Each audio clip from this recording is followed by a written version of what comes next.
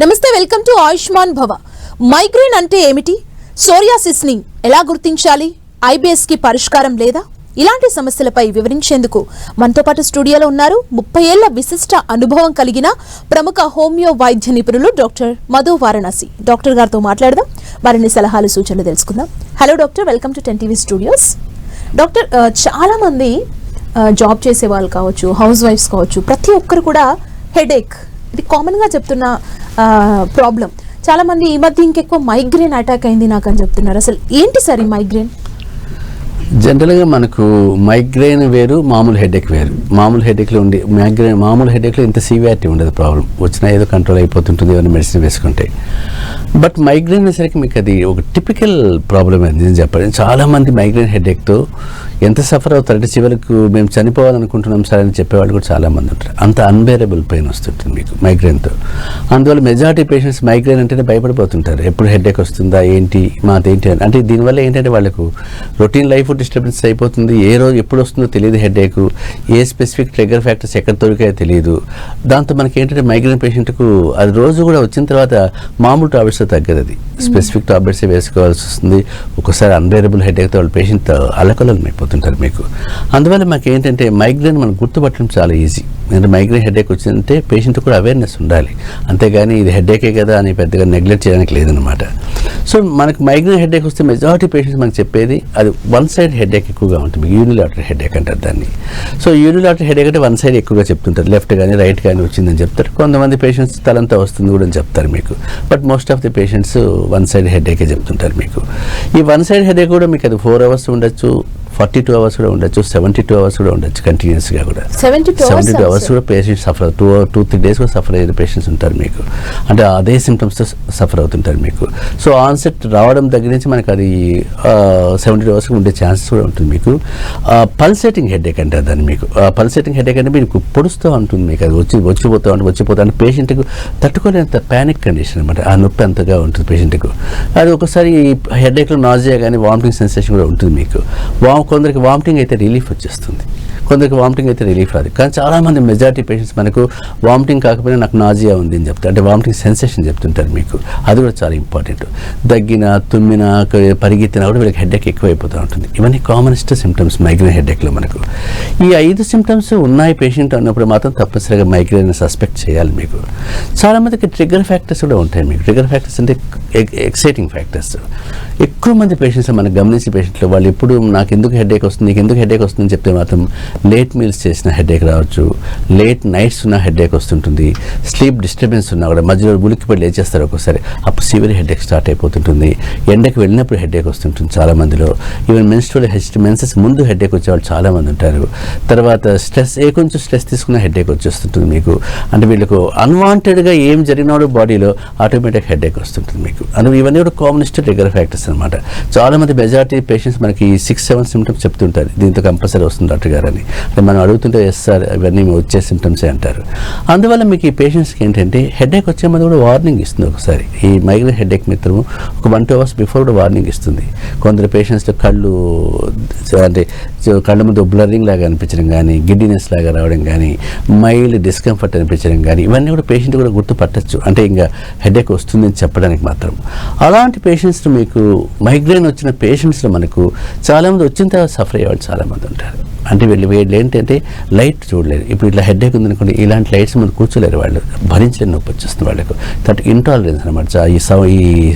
ఈ lighting plus sound intolerance ఉంటుంది. ఏమైనా గట్టిగా అరుస్తున్నాడు వాళ్ళు భరించలేరు, హెడేక్ వచ్చిన వాళ్ళు, మైగ్రేన్ వాళ్ళు. అంటే చికాకు అయిపోతారు వాళ్ళు, ఏంటి మాకు పిచ్చిలాగా అయిపోతుంది వాళ్ళకి ఆ టైంలో. చాలామంది పేషెంట్స్ ఏం చేస్తారంటే పోయి డార్క్ రూమ్లో పడుకునేస్తారు, రూమ్స్ అన్ని లాక్ చేసుకొని లైట్స్ అన్ని ఆఫ్ చేసి పడుకుంటారు. అప్పుడు రిలీఫ్ అనిపిస్తుంది మాకు అని చెప్తుంటారు మీకు. అది కూడా చాలా కామనెస్ట్ సిమ్టమ్ పేషెంట్స్లో మాత్రం. ఇంటాలరెన్స్ టు సౌండ్ కాసు, లైట్ కానీ, సెన్సిటివిటీ టు సౌండ్ కానీ, ఈ 3 సిమ్టమ్స్ పేషెంట్స్ చాలా బాగా చెప్తుంటారు. ఇలాంటి సిమ్టమ్స్ ఉన్నాయి అనుకున్నప్పుడు మాత్రం తప్పనిసరిగా అది మైగ్రేన్ సస్పెక్ట్ చేయాలి. ఏ పేషెంట్ నెగ్లెక్ట్ చేయకూడదు. నెగ్లెక్ట్ చేసి అనుకోండి అది ఇప్పుడు మనం చూసే పేషెంట్స్ కూడా ఏదో 6 months సఫర్ అయిన పేషెంట్స్ ఉండరు. చాలామంది 10 years సఫర్ అయ్యాం సార్, 15 years సఫర్ అవుతున్నాం చెప్పిన వాళ్ళే ఉంటారు. అంటే వాళ్ళు ఈ 10-15 years నుంచి కూడా వాళ్ళు ఏదో ఒకటి వేసుకొని మేనేజ్ చేస్తున్నారు తప్ప దాని రూట్ కాజ్ తీయలేకపోతున్నారు వాళ్ళు. అంటే ఏదో పెయిన్ కిల్లర్ వేసుకుంటారు, తగ్గిపోతుంది, మళ్ళీ వచ్చినప్పుడు పెయిన్ పెయిన్ కిల్లర్ వేసుకోవడం ఇలా తగ్గిపోతూ చూసుకుంటున్నారు తప్ప దాని స్పెసిఫిక్ కాజిటివ్ ఫ్యాక్టర్స్ చూసుకోవట్లేదు అనమాట.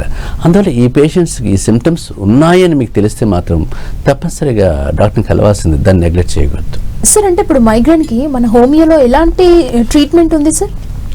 జనరల్గా మీకు మైగ్రేన్లో చాలా అమేజింగ్ ట్రీట్మెంట్ ఉంటుంది హోమియోపతిలో. ఎందుకంటే నేను చూసిన కేసులు పర్సనల్గా చెప్పాలంటే 10 years 15 years సఫర్ అయిన వాళ్ళు కూడా ఒక 2-3 months తర్వాత చాలా రిలాక్స్ అయిపోతారు. అంటే చాలా కంఫర్టబుల్గా ఉంటుంది. అంటే మీకు అది అంత వండర్ వాళ్ళు కూడా ఎక్స్పెక్ట్ చేయలేరు. ఇంత హ్యాపీగా మేము ఉండగలుగుతామని కూడా మేము చెప్పలేకపోతున్నాం డాక్టర్ గారు, అంత నిజంగా ఇది మాకు ఒక రీబర్త్ అనుకుంటారు వాళ్ళు. అంత ఇదవుతుంటారు మీకు పేషెంట్స్ ఎప్పుడు కూడా మీకు.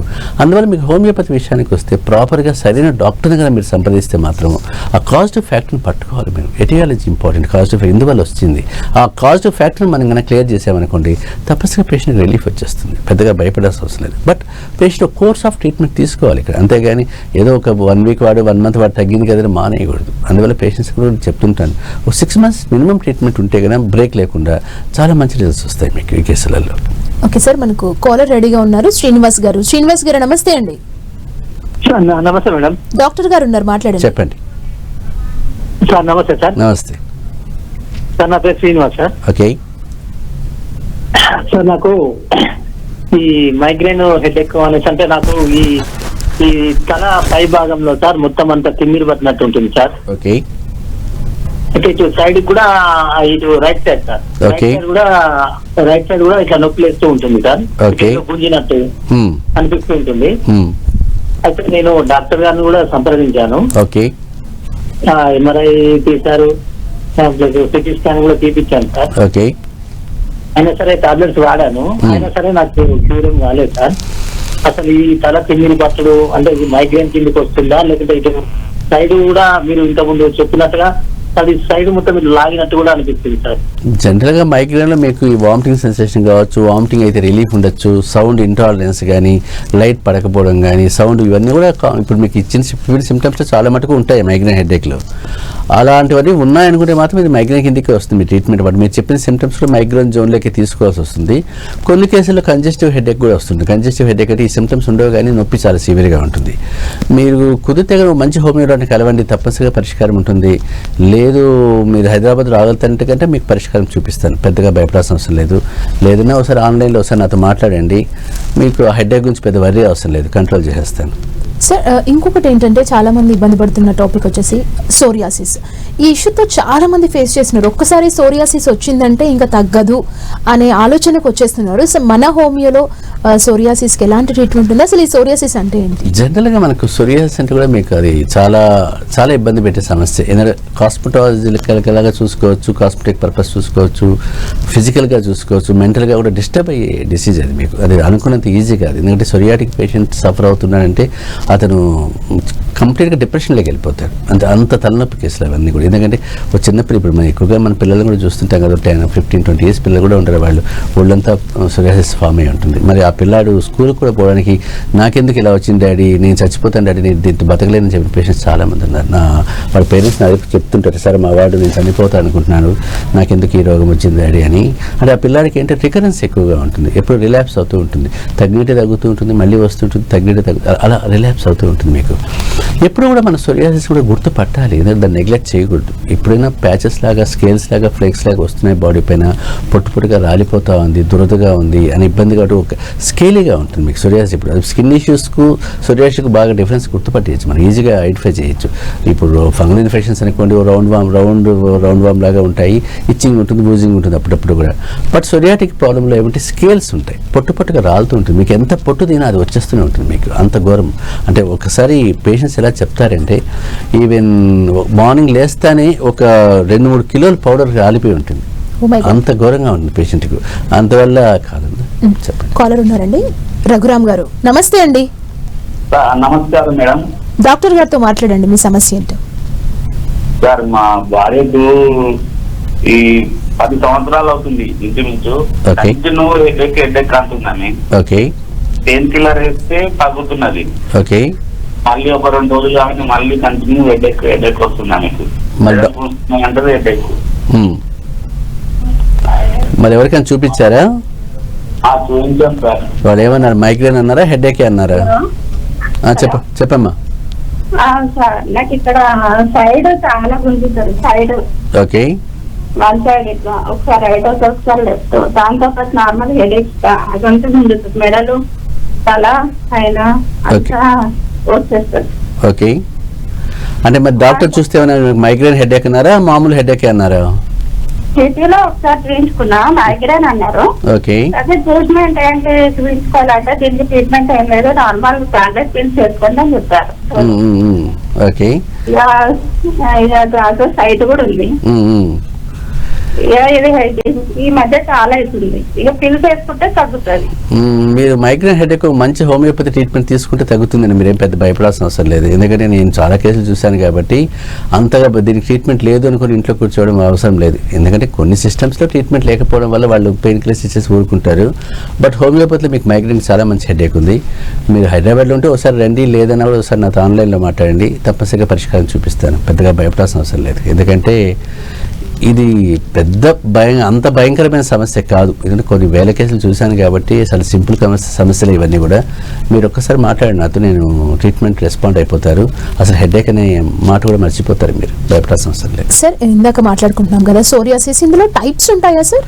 అంటే మీకు చెప్పాను కదా, మీకు సోరియాసిస్ వచ్చేసరికి మీకు దాన్ని గుర్తుపట్టడం కూడా చాలా ఇది అనమాట. ప్రతి పేషెంట్ గుర్తుపట్టాలి. ఎందుకంటే చిన్న పిల్లలు రావచ్చు, పెద్దవాడు రావచ్చు, ఏజ్డ్ వాడు రావచ్చు. ఇంతకు ముందులాగా ఒక స్పెసిఫిక్ ఒక ఏజ్లోనే వస్తుంది, ఒక ఆ ఏజ్ దగ్గర రాదు అనేది ఏం లేదు.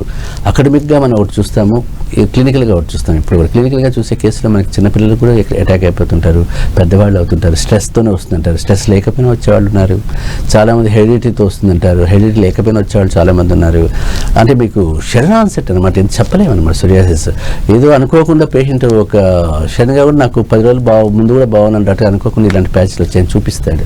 మరి అక్కడ అతనికి ఏం స్ట్రెస్ ఫీలింగ్స్ ఏం లేవు, బ్యాక్గ్రౌండ్ హెడిట్ కూడా ఏం పెద్దగా చెప్పింది కూడా ఏం లేదు. అంటే మీకు ఏంటి, అది ఇమ్యూనిటీ లెవెల్స్ పైన డిపెండ్ అవుతుంటుంది కాబట్టి ఏ కేసు కూడా మీకు ఆటోమేటిక్గా పేషెంట్ చెప్పలేనంత ప్రాబ్లం ఉంటుంది మీకు. ఓకే సార్, కాలర్ ఉన్నారు ఆదిలక్ష్మి గారు.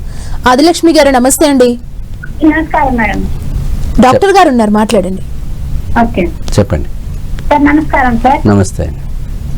సార్ నా పేరు ఆదిలక్ష్మి, మాలంటపూర్ నుంచి చేస్తున్నా. ఓకే. మాకు పీరియడ్స్ వచ్చినప్పుడు హెడేక్ ఎక్కువ వస్తుంది సార్. వచ్చే ముందు వస్తుంది, వచ్చిన తర్వాత అట్లనే కంటిన్యూ అవుతుంది సార్. ఓకే. అది ఎందుకల్లా సార్ అట్లా? జనరల్గా మీరు చెప్పినట్టు మైగ్రేన్ హెడేక్ కూడా మీకు పీరియడ్స్ ముందు చాలా మందిగా కనిపిస్తుంటుంది. చాలా మంది పీరియడ్స్ వచ్చే ముందుగా మైగ్రేన్ హెడేక్తో సఫర్ అవుతుంటారు. అదొక రీజన్ చూడండి, మీకు హార్మోన్ ఇష్యూస్ వల్ల వస్తుంటుంది. అది రెండో రీజన్ మామూలు హెడేక్ కూడా ఒకసారి హార్మోన్స్ ఇష్యూస్ వల్ల వస్తుంటుంది మీకు. సో అది మీకు దేని వల్ల వచ్చిందని ఒకసారి చూస్తే కానీ అర్థమైపోతుంది. ఆ హెడేక్ ఏదైనా కూడా మీరు ఒక మంచి హోమియో డాక్టర్ని కన్సల్ట్ కండి, తప్పనిసరిగా పరిష్కారం ఉంటుంది. భయపడాల్సిన అవసరం లేదు. అంటే మీ కేసులో నాకు తెలిసి హార్మోనల్ ఇష్యూస్ కిందకి వస్తుంది హెడేక్. చాలామంది పిల్లల్లో కనిపిస్తుంది ఎక్కువగా. నేను చూసిన కేసులు ఎక్కువగా 15, 20, 30 ఇయర్స్ వాళ్ళు ఎక్కువ మంది చెప్తుంటారు మీకు, సార్ మెన్సెస్ ముందు నాకు హెడేక్ వస్తూ ఉంది అనేది. సో 3-4 డేస్ బిఫోర్ స్టార్ట్ అవుతుంటుంది హెడేక్. అది మైగ్రేన్ లాగా అనిపిస్తుంటుంది. వామిటింగ్ సెన్సేషన్ కావచ్చు, వామిటింగ్స్ కావచ్చు, లేకపోతే భరించలేని నొప్పి రావచ్చు, ఇవన్నీ కూడా వస్తుంటాయి. సో మీరు ఒక మంచి హోమియో డాక్టర్ చూడండి. కుదరకపోతే నాకు ఒకసారి ఫోన్ చేయండి, నేను పరిష్కారం చూపిస్తాను. పెద్దగా వరి అవసరం లేదు దాని గురించి. సార్ ఇప్పుడు సోరియాసిస్ కి పర్మనెంట్ క్యూర్ లేదని చాలా మంది అంటుంటారు. చాలా ట్రీట్మెంట్స్ తీసుకున్నామని చెప్పి డిప్రెస్ అయిపోతుంటారు. ఇందాక మీరు చెప్పినట్టు మన హోమియోలో ఉందా సార్ పర్మనెంట్ క్యూర్? అంటే మీకు ఇక్కడ ఏమవుతుంది చెప్తుంది, ఇది చెప్పాను కదా, మీకు ఇక్కడ రిలాప్స్ అవుతుంటుంది. చాలా మందికి ఏమంటే అది డౌట్, హోమియోపతి వాడినా కూడా మాకు 6 months బాగున్నాను డాక్టర్ గారు, మళ్ళీ రిలాప్స్ అయింది అంటారు. అంటే మళ్ళీ రికరెన్స్ వస్తూ ఉంటుంది. అంటే ఇక్కడ ఏంటంటే హోమియోపతిలో కూడా సోరియాటిక్ ప్రాబ్లం మన కాజిటివ్ ఫ్యాక్టర్ చాలా ఇంపార్టెంట్ మనకు. అంటే ఇమ్యూనిటీ లెవెల్స్ పెంచాలి బాడీలో. ఇమ్యూనిటీ పెంచకపోతే ఏ డిజార్ కూడా తగ్గదు మీకు. అందువల్ల హోమియోపతిలో అడ్వాంటేజ్ ఉంది. ఇప్పుడు అలర్జీస్ కావచ్చు, ఏదైనా కావచ్చు, ఇమ్యూనిటీ పెంచకపోతే మన రిలీఫ్ రావట్లేదు ఎవరికి కూడా. సో ఇక్కడ ఇమ్యూనిటీ లెవెల్స్ మనం పెంచడానికి ఏంటి, న్యాచురల్ మెథడ్స్తో పెంచుతున్నామా, త్రూ మెడికేషన్తో పెంచుతున్నామా అనేది మనం డాక్టర్గా జడ్జి చేయాలన్నమాట ఆ పేషెంట్ కండిషన్ బట్టి. అందువల్ల సోరియాసిస్ స్ట్రెస్ ఉంది అంటే స్ట్రెస్ రిమూవ్ చేసుకోమని అడుగుతాం పేషెంట్. కానీ పేషెంట్ స్ట్రెస్ రిమూవ్ చేసుకునే ఛాన్సెస్ ఉండకపోవచ్చు వాళ్ళకి. ఎందుకంటే ఫైనాన్షియల్ ఇన్స్టెబిలిటీ కావచ్చు, ఏదైనా కావచ్చు, జాబ్ ప్రాబ్లం కావచ్చు, ఏదైనా కావచ్చు. అదొక రీజన్ చూడాలి. క్లైమాటిక్ వేరియేషన్స్ ఉన్నాయంటే మన పేషెంట్స్ చెప్పచ్చు, ఓ చెన్నైలో ఉన్నాడు, నాకు సోరియాటిక్ ఇష్యూ ఎక్కువ ఉందంటే చెన్నై నుంచి షిఫ్ట్ చేసుకోమని చెప్పచ్చు, పర్లేదు, ఏం కాదు. బట్ హైదరాబాద్లో ఉన్నా కూడా సోరియాసిస్ ఉంటుంది కాబట్టి పెద్ద ప్రాబ్లం. కానీ ఇలాంటివి క్లైమేట్ రూల్ అవుట్ చేసుకోవడానికి మీకు. అలా కాకుండా కాజిటివ్ ఫ్యాక్టర్ కూడా దొరకట్లేదు మాకుంటే మాత్రం హోమియోపతి డిపెండ్ కావాలి. హోమియోపతి పైన ఒక 1 year అయినా వాడాలి తప్పనిసరిగా. నేను చూసిన కేసులో ఒక 1.5 year వాడిన వాళ్ళకి రిలాప్స్ కావట్లేదు. అయినా కూడా మళ్ళీ ఒక 10-15 years తర్వాత మళ్ళీ ఒకరు ఇద్దరు వస్తారు, సార్ మళ్ళీ నాకు 10 years తర్వాత మళ్ళీ చిన్న ప్యాచ్ కనిపిస్తుంది బాడీ పైన అంటే అప్పుడు మళ్ళీ ఒక 6 months 1 year వాడమని చెప్తాను. ఎందుకంటే ఇమ్యూనిటీ లెవెల్స్ తగ్గింటాయి అనమాట. 10 అంటే 25-30లో మన దగ్గరికి వచ్చినప్పటికీ 40-45 yearsకి వాడికి ఇమ్యూనిటీ తగ్గుతుంది ఆటోమేటిక్ పేషెంట్లో. అలాంటప్పుడు మళ్ళీ మనం యాక్టివేట్ చేయాలి పేషెంట్. చేస్తే కానీ తప్పనిసరిగా పరిష్కారం ఉంటుంది. అంతేగాని సోరియాసిస్ ఎక్కడ తగ్గదని కూర్చోవడం వేస్ట్. అంటే చాలామంది పేషెంట్స్ మన దగ్గరికి వచ్చిన వాడు అన్నీ వాడే వస్తారు. ఆయుర్వేద, అల్లోపతి, హోమియోపతి అన్నీ వాడేసాం డాక్టర్ గారు, మళ్ళీ చివరిగా ఫైనల్ వైపు మీ దగ్గరికి వచ్చామని వస్తారు. అంటే హోమియోపతి కూడా వాడే వచ్చేస్తారు మన దగ్గరికి వచ్చినప్పటికీ. సో ఇక్కడ అంటే మన పేషెంట్స్ రిలీఫ్ ఇస్తున్నాము కాబట్టి దాని క్యూర్ అవుతుంది అనేది కూడా పేషెంట్కు మెయిన్గా తను సఫర్ కాకూడదు, హ్యాపీగా ఉండాలి పేషెంట్. వాళ్ళు క్యూర్ అవుతుందా అవుతుందా అనేది సెకండరీ పార్ట్ అనమాట మీకు సోరియాటిక్ ఇష్యూస్ ఎప్పుడు కూడా. అందువల్ల మీకు దానికి సరైన ట్రీట్మెంట్ తీసుకుంటే మాత్రం పరిష్కారం తప్పనిసరిగా ఉంటుంది, భయపడాల్సిన అవసరం లేదు. ఓకే సార్, మరో కాలర్ ఉన్నారు, రమేష్ గారు. రమేష్ గారు నమస్తే అండి. నమస్కారం మేడం. డాక్టర్ గారితో మాట్లాడండి. చెప్పండి. నమస్కారం సార్. నమస్తే సార్ మా వైఫ్ కి హెడేక్ హెవీగా ఉంటాయి సార్. ఓకే. తలనొస్తా ఉంటాయి, మెడలు వస్తా ఉంటాయి sir. Okay. Plus back pain వస్తా ఉంటుంది సార్. ఓకే. అది ఇబ్బంది పడుతుంది సార్, ఎలా సార్ మరి? మీరు ఒక పని చేయండి, ఎందుకంటే మీకు హెడేక్ బ్యాక్ పెయిన్ కూడా ఉంది అంటున్నారు కాబట్టి జనరల్గా ఒకసారి డిస్క్ ప్రాబ్లమ్స్ ఏమైనా ఉన్నా కూడా హెడేక్ వచ్చే ఛాన్స్ ఉంటుంది. సర్వైకల్ ప్రాబ్లమ్ ఉన్నా, స్పాండిలైటిస్ ఉన్నా కూడా హెడేక్ వచ్చే ఛాన్స్ ఉంటుంది. మైగ్రేన్ ఉన్నా హెడేక్ వచ్చే ఛాన్స్ ఉంటుంది. అలా కాకుండా న్యూరలాజికల్గా వేరే ఇష్యూస్ ఉన్నా హెడేక్ వచ్చే ఛాన్స్ ఉంటుంది. మీకు హెడేక్ అనే దానికి చాలా రీజన్స్ ఉంటాయి. సో ఎలా ఉంది ఏంటి అంటే మాత్రం దానికి పరిష్కారం నేను చూస్తే ఇవ్వగలుగుతాను కాబట్టి మీరేం పెద్ద వర్రీ అవసరం లేదు దాని గురించి. ఒకసారి వాళ్ళని తీసుకురాగలిగితే కానీ రండి, లేదంటే ఒకసారి నాతో ఫోన్లో మాట్లాడండి, తప్పనిసరిగా పరిష్కారం చూపిస్తాను. ఎందుకంటే ఆమె హెడేక్ దేనివల్ల అనేది ఆమె ఇంటర్ప్రిటేషన్తో చెప్పగలుగుతాను నేను. రిపోర్ట్స్ ఏమైనా ఉంటే కూడా ఒకసారి చూస్తే అర్థమవుతుంది. అంటే స్పెసిఫిక్గా మీరు ఇదని చెప్పట్లేదు, మీకు నేను చెప్పినట్టుగా డిస్క్ కావచ్చు, స్పాండిలైటిస్ కావచ్చు, మైగ్రేన్ కావచ్చు, కామన్ హెడేక్ కావచ్చు, కంజెస్టివ్ హెడేక్ కావచ్చు, సైనసైటిస్ కావచ్చు, ఏదైనా కావచ్చు హెడేక్ రావడానికి. ఒకసారి నాతో మాట్లాడండి, మీరు తప్పనిసరిగా పరిష్కారం చూపిస్తాను. పెద్దగా దాని గురించి వరి అవసరం లేదు. Okay sir. అండ్ ఇంకొకటి ఏంటంటే ఐబిఎస్, ఈ ఇష్యూతో చాలా మంది సఫర్ అవుతుంటారు. అసలు ఐబిఎస్ అంటే ఏంటి సార్? దానికి సంబంధించి జనరల్గా మీకు ఐబిఎస్ కూడా మీకు ఏంటంటే చాలామంది పేషెంట్స్ ఫేస్ చేస్తుంటారు. ఎందుకంటే ఈ మధ్య ఎక్కువగా అయిపోయింది. ఎందుకంటే స్ట్రెస్ వల్ల మనకి ఏమవుతుందంటే ఐబిఎస్ ఫామ్ అవుతూ ఉంటుంది చాలామందికి. ఐబిఎస్ అంటే ఏం లేదు, irritable bowel syndrome. Inflammatory bowl disease వేరు, ఇరిటబుల్ బౌల్ సిండ్రోమ్ వేరు. కాకినాడ నుంచి ఉన్నారు సార్ మనకు కాలర్, భద్రాచలం గారు. నమస్తే అండి భద్రాచలం గారు. ఓకే సార్, ఐబిఎస్ గురించి మాట్లాడుకుందాం. So irritable bowel syndrome patient కూడా చాలామంది ఏంటంటే దాంట్లో మీకు చాలామంది పేషెంట్లు ఇరిటబుల్ బౌల్ సిండ్రోమ్ సి కావచ్చు, ఐబిఎస్ డి కావచ్చు. ఈ ఐబిఎస్ సి అంటే కాన్స్టిపేషన్ పేషెంట్స్, ఐబిఎస్ డి అంటే డయేరియా పేషెంట్స్ అనమాట. అంటే కొందరు కాన్స్టిపేషన్స్తో బాధపడుతుంటారు, కొందరు లూజ్ మోషన్స్తో బాధపడుతుంటారు పేషెంట్స్, కొందరు ఆల్టర్నేట్ కాన్స్టిపేషన్ లూజ్ మోషన్స్తో బాధపడుతుంటారు. అంటే ఇక్కడ మీకు ప్రతి పేషెంట్కి ఎలా ఉంటుందంటే ఏ కొంచెం బయట ఫుడ్ తిన్నా, ఏ కొంచెం స్పైసీ ఫుడ్ తిన్నా, ఏ కొంచెం ఇరిటేటివ్ ఫుడ్ తిన్నా కూడా ఆటోమేటిక్గా పేషెంట్ మోషన్స్కి వెళ్ళిపోతుంటాడు. అందువల్ల ఆ పేషెంట్ ఏంటంటే తన రెగ్యులర్ రొటీన్ డిస్టర్బ్ అయిపోతుంది, భయపడిపోతాడు. ఇది ఎక్కడికి పోలేడు పేషెంట్. హైదరాబాద్ వాళ్ళ ఇల్లు దాటి ఎక్కడైనా వెళ్ళాలి అంటే భయపడిపోతుంటాడు. మీరు ఆఫీస్ వరకు వెళ్తే ఓకే, టాయిలెట్ ఉంటుంది, వెళ్తాడు, ఇబ్బంది ఏమి ఉండదు మీకు. బట్ ఏదైనా అవుట్ సైడ్ ఏదైనా వెళ్ళాలనుకుంటే అతను ఆ ఫుడ్ పడితే ఏ ఫుడ్ పడితే అతనికి ఏమైనా తిన్నాడు అనుకుంటే లూజ్ మోషన్స్ అయిపోతుంటాయి. అందువల్ల ఇలాంటి పేషెంట్ ఏంటి కీన్గా అంటే ఫోకసింగ్ ఎలా ఉంటుంది మీకు, అది తినాలా వద్దా, ఇది తినాలా వద్దని ఇదే ఆలోచన ఉంటుంది తప్ప భయపడిపోతాడు పేషెంట్. అలాంటి పేషెంట్కి మనకు ఐబిఎస్ని హ్యాండిల్ చేయడం చాలా ఈజీగా ఉంటుంది మీకు. బట్ ఇక్కడ ఏంటంటే మీకు కామనెస్ట్ మనకు మెజారిటీ రీజన్స్లో స్ట్రెస్ అంటుంటాం. ఐబిఎస్కి స్ట్రెస్ కావచ్చు, ఫుడ్ వేరియేషన్స్ కావచ్చు, ఏమైనా ఇన్ఫెక్షన్స్ కావచ్చు, డైజెస్టివ్ సిస్టమ్ డిజార్డర్స్ కావచ్చు, ఏవైనా కావచ్చు మనకు. అందువల్ల మనకు ఇక్కడ ఐడెంటిఫికేషన్ ఆఫ్ కాజ్ చాలా ఇంపార్టెంట్. కాజిటివ్ ఫ్యాక్టర్ కన్నా మనం తీసుకుంటే కన్నా తప్పనిసరిగా ఐబిఎస్ని మనం కంట్రోల్ చేయొచ్చు, భయపడాల్సిన అవసరం లేదు. బట్ ఇక్కడ ఏంటంటే పేషెంట్ కూడా మనం చెప్పాలి, అంటే ఐబిఎస్ ఉందా లేదని గుర్తు పట్టగలగాలి పేషెంట్ కూడా. చాలామంది పేషెంట్స్ అంటే గుర్తు పట్టలేరు. అది ఏమవుతుందంటే మీకు ఏంటంటే ఏం లూజ్ మోషన్సే కదా ఏమవుతున్నాయి అని చెప్పి మేనేజ్ అయిపోతుంది అనుకుంటారు. కానీ ఈ పేషెంట్కి లాంగ్ రన్లో వెయిట్ లాస్ అయిపోతుంటాడు, ఏమీ తినలేడు, న్యూట్రిషన్ డెఫిషియన్స్ వస్తాయి, రికరెంట్గా ఏదో ఒకటి ఇన్ఫెక్షన్స్ అటాక్ అవుతుంటాయి, అంటే బాడీ వీక్ అయిపోతూ ఉంటుంది పేషెంట్లో కూడా. హెల్తీగా ఉండే పేషెంట్ ఇల్ హెల్త్గా అంటే మీకు ఆ పేషెంట్ చూస్తే చెప్పచ్చు ఈ అబ్బాయికి ఏదో ప్రాబ్లం ఉంది అన్నట్టుగా అయిపోతుంటాడు. అలాంటి పేషెంట్స్ని మనం తప్పనిసరిగా ఐబిఎస్ ఉందా లేదని కనుక్కొని కన్నా ట్రీట్మెంట్ పాటు తీసుకుంటే మాత్రం తప్పనిసరిగా పరిష్కారం ఉంటుంది. ఓకే సార్, కాలర్ ఉన్నారు మనకు హైదరాబాద్ నుండి సంతోష్ గారు. సంతోష్ గారు నమస్తే అండి. నమస్తే అండి. డాక్టర్ గారితో మాట్లాడండి. చెప్పండి సార్. నమస్తే సార్. నమస్తే. సార్ నేను మీ దగ్గర ఆల్రెడీ ఇప్పుడు రీసెంట్ గా ట్రీట్మెంట్ తీసుకోవడం స్టార్ట్ అయిందండి. Okay. 2 months నుంచి సోరియాసిస్ కోసం. ఆ తలకి నాకు స్కాల్ప్ లాగా బాగా వచ్చి సోరియాసిస్ వచ్చేసింది. Okay. ప్లస్ ఇంకోటి ఏంటంటే నడుము దగ్గర కూడా నాకు ఒక చిన్న స్ట్రింగ్ దగ్గర సోరియాసిస్ ఫామ్ అయింది. ఓకే. అయితే మీ దగ్గర నుంచి మెడిసిన్ తీసుకున్నప్పటి నుంచి నాకు పెరగలేదు, తగ్గిపోయింది. అంటే రేషియో అనేది తగ్గు ముఖంలో ఉంది. Okay. అయితే దీనికి సంబంధించిన డైట్ ఎట్లా, ఫుడ్ విధానం అనేది నాకు తెలియదు సార్. మీకు అలా చెప్పలేదండి ఫస్ట్ డే మీకు ఏం తీసుకోవాలి, ఏం మానేయాలని? అదే లైక్ పల్లీలు, పప్పు తీసుకోవద్దని చెప్పారు. జనరల్గా మీకు నేను ఐటమ్ చెప్పింటాను, స్పైసీ ఫుడ్ కొంచెం తగ్గించుకోండి, నాన్ వెజ్ మానేయండి అని చెప్పింటాను. నాన్ వెజ్ తగ్గించేసేయండి కంప్లీట్గా. ఇంకా 2 months అయింది కాబట్టి మీ ట్రీట్మెంట్ పార్ట్ ఇప్పటికి కూడా నాన్ వెజ్ మానేసేయండి. ఒక 2-3 months మసాలా ఐటమ్స్ తగ్గించుకోండి, వంకాయ ఒకటి మానేయండి. తర్వాత మీకు ఏదైనా పడకపోతే అది మానేసుకుని చల్లగాలి తగలకుండా చూసుకోండి. జనరల్గా వింటర్ సీజన్లో సోరియాసిస్ ఎక్కువ అవుతుంది కాబట్టి మీరు రిలీఫ్ కండిషన్ ఉన్నారు కాబట్టి ఈ వింటర్ అంతా కేర్ తీసుకోండి, బయట పోకుండా చల్లగాలి తగలకుండా. ఎర్లీ అవర్స్లో మీరు వెళ్ళకండి. ఈ సోరియాటిక్ పేషెంట్స్కి పడని వెదర్ ఇదే అనమాట. ఈ 2 నెలలు మీరు దాటేసామనుకోండి మీకు కంప్లీట్గా క్లియర్ చేసేస్తాను, పెద్దగా భయపడాల్సిన అవసరం లేదు.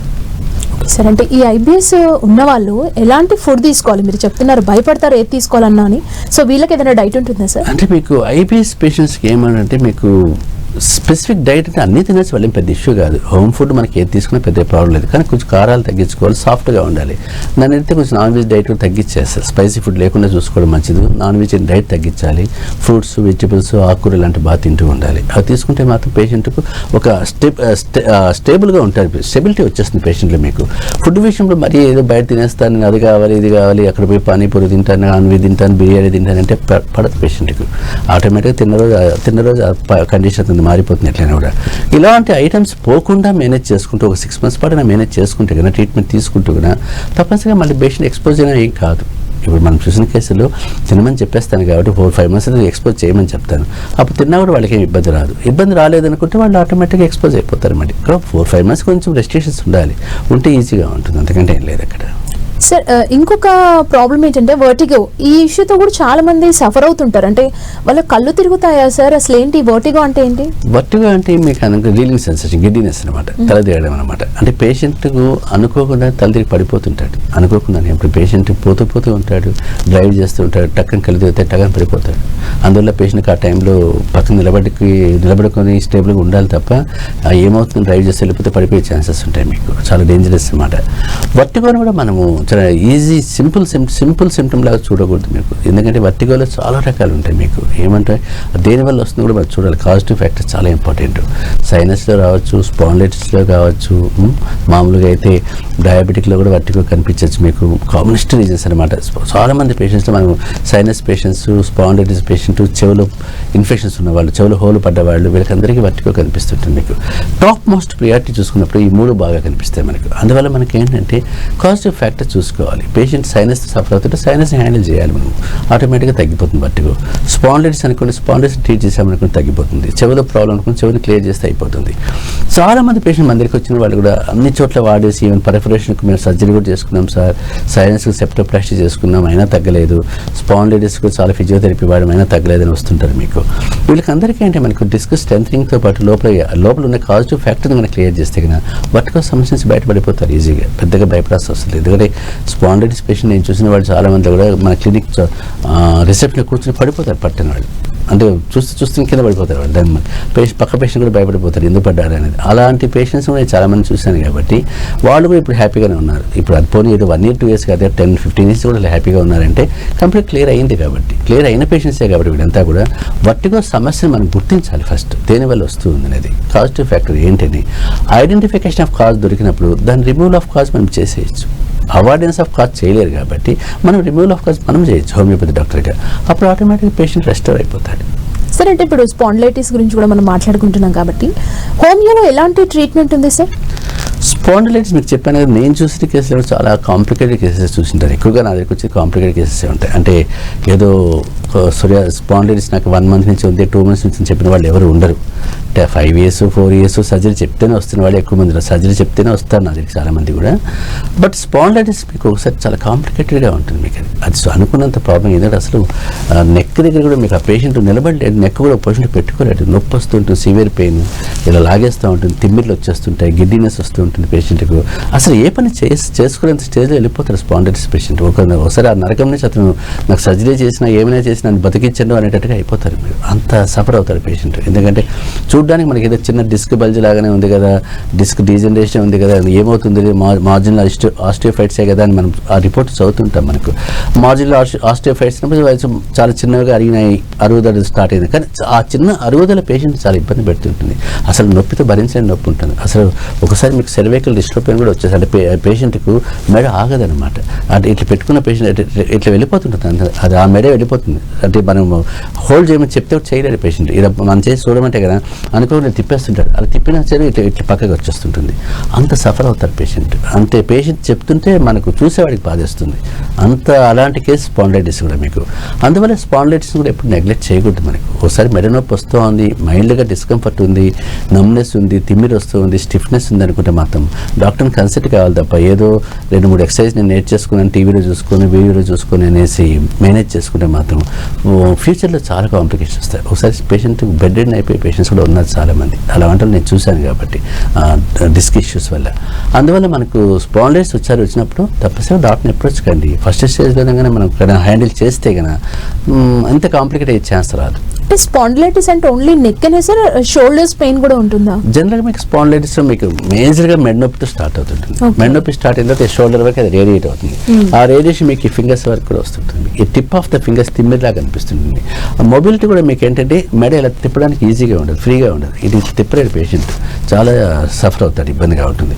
ఒకసారి పేషెంట్కి ఆ నొప్పి వల్ల గిడ్డినెస్ కూడా వచ్చేస్తుంది, పడిపోతుంటాడు. మీకు ఎప్పుడైనా మెడ నొప్పి ఉంది, స్టిఫ్నెస్ ఉంది, మొబిలిటీ రెస్ట్రిక్ట్ అవుతుంది, టిప్ ఆఫ్ ద ఫింగర్స్ వరకు ఒకసారి స్ప్రెడ్ అవుతుంది, నమ్నెస్ కూడా వస్తుంది, తిమ్మిరిలాగా ఉంది అంటే మాత్రం స్పాండిలైటిసే కావాలి. అది అప్పుడు సరైన డాక్టర్ని కన్నా ఎంచుకుంటే కన్నా పరిష్కారం దొరుకుతుంది.